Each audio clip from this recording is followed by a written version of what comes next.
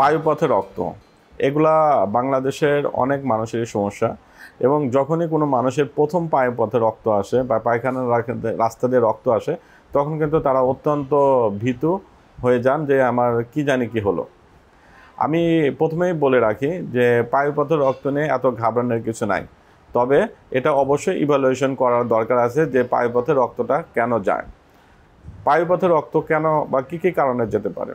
প্রথমত যে বাংলাদেশের সবচেয়ে বেশি পায়ুপথে রক্ত যায় সেটা হচ্ছে আমরা বলি হিমোরয়েড বা পাইলসের কারণে এই রক্তটা সবচেয়ে বেশি যায়। আমাদের কাছে যত রোগী আসে তার মধ্যে এটাই আমরা সবচেয়ে বেশি দেখি। তারপরে যেতে পারে কিছু আনকমন ডিজিজ আছে, যেরকম আইবিডি বলি, আমরা বলি ইনফ্লামেটরি বাউল ডিজিজ, এর মধ্যে আছে ধরেন আলসারেটিভ কলাইটিস, ক্রনস ডিজিজ, এগুলোর কারণে আপনার পায়ুপথে রক্ত যেতে পারে।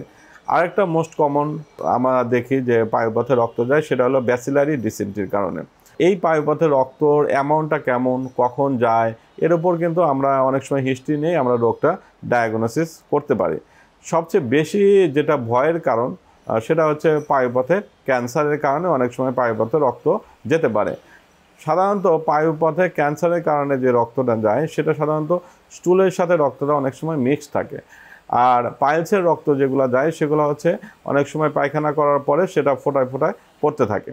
যেহেতু একটা হিমোরয়েড বা পাইলসের কারণে রক্ত যেতে পারে, আবার ক্যান্সারের কারণে রক্ত যেতে পারে, সুতরাং আপনারা পায়ুপথে রক্ত গেলে অবশ্যই আপনি একজন বিশেষজ্ঞ ডাক্তারের শরণাপন্ন হবেন এবং আপনার রোগটা কি সেটা সঠিকভাবে জেনে নেবেন, তারপরে আপনি এখান থেকে দুশ্চিন্তা মুক্ত হতে পারবেন।